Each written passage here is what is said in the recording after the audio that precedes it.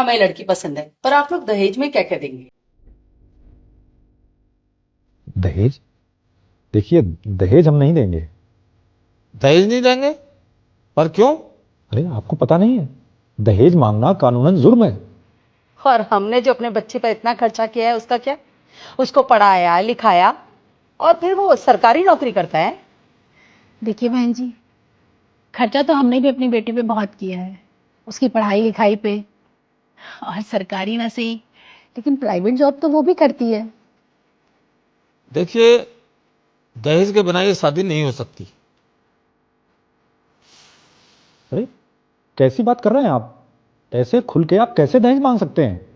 और आपको पता भी है, अगर हम कंप्लेन कर दें तो आपको जेल भी हो सकती है। अब देखिए, हम तो बस इसलिए कह रहे थे कि हर बाप अपनी लड़की को तो देता ही है। हाँ हाँ, तो वो हमारी अपनी मर्जी की बात है, हम डिमांड पे कुछ नहीं देने वाले। हाँ ठीक है, हमें कुछ नहीं चाहिए। देख लीजिए, कहीं ऐसा ना हो कि बाद में कोई डिमांड आए। हम एक पैसा भी नहीं देने वाले। हमारी एक ही कंडीशन है, नो डाउरी। आखिर हम बेटी वाले हैं, तो हमें ही आगे बढ़कर इस प्रथा को बंद करना पड़ेगा। ठीक है, जैसा आपको अच्छा लगे, पर एक कंडीशन हमारी भी है। जी बताइए। देखिए, आज हम ये रिश्ता पक्का करते हैं बच्चों का, और कल को शादी भी हो जाएगी। लेकिन बस हम इतना चाहते हैं कि कल को इन दोनों के बीच में ऐसा कुछ ना हो जिससे कोई परेशानी आए इनके जीवन में, इनको अलग होना पड़े। हाँ, ये तो सही बात है आपकी। पर कल को इनकी नहीं बनती, जो आजकल नॉर्मल बात है कि जरा जरा सी बात पर डाइवोर्स लेना, अलग होना।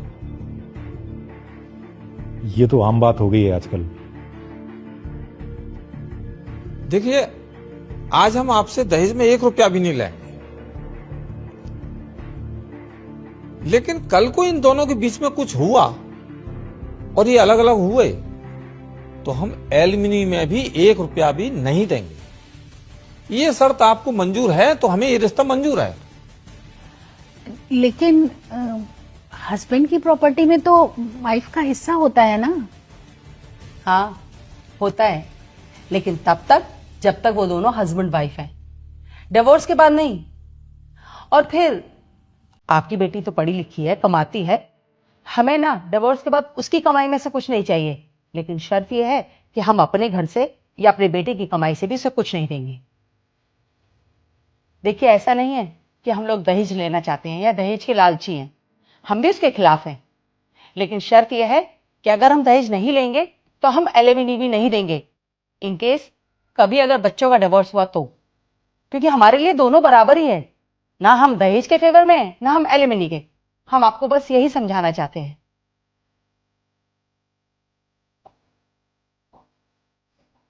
वाह, अरे ये भी बात कोई मानने वाली है। कल को मेरी बेटी अलग रहेगी तो क्या करेगी, कैसे जिएगी? उसके रहने के लिए कुछ तो चाहिए होगा ना। अरे तो वो इतना तो कमाती है ना, जो अपनी देखभाल स्वयं कर सके।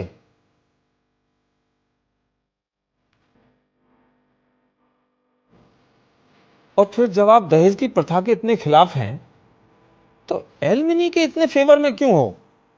इसके खिलाफ रहिए ना। ना दहेज देंगे, ना एलिमनी में 1 रुपया लेंगे।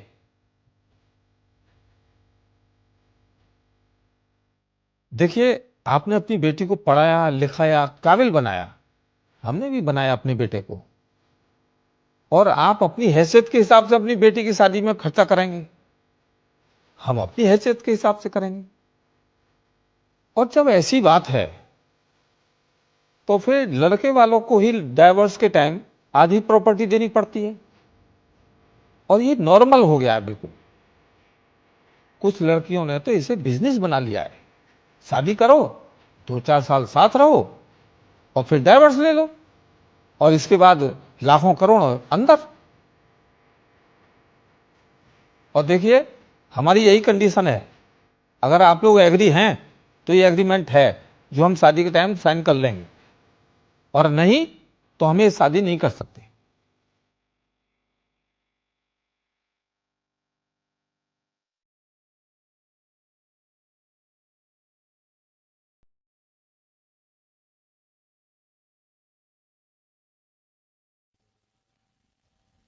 हमें हमारा जवाब मिल गया। चलो बेटा आइए। मुझे मंजूर है। बेटी, पापा सही तो कह रहे हैं। अगर दहेज लेना गलत है तो फिर एलिमनी लेना इतना नॉर्मल क्यों है? और मैं इतनी काबिल हूँ, इतना कमाती हूँ मैं। इन केस अगर कल को हम दोनों साथ में नहीं रहते किसी भी रीजन की वजह से, मैं अपने आप को एक बहुत अच्छी लाइफ दे सकती हूँ। और लड़कियों के साथ जो भी गलत होता है सब आवाज उठाते हैं, और अगर वही सेम लड़कों के साथ कुछ गलत होता है तो कोई बात तक नहीं करता उस बारे में। जिसकी सोच इतनी अच्छी हो ना, उनके घर का भी नहीं टूटा करते। और मैं खुश नसीब हूं कि मुझे तुम्हारे जैसी अंडरस्टैंडिंग पार्टनर मिल रही है। मम्मी पापा, मुझे रिश्ता मंजूर है, मुझे रिया पसंद है। शाबाश बेटा, हमें ये लड़की पसंद है।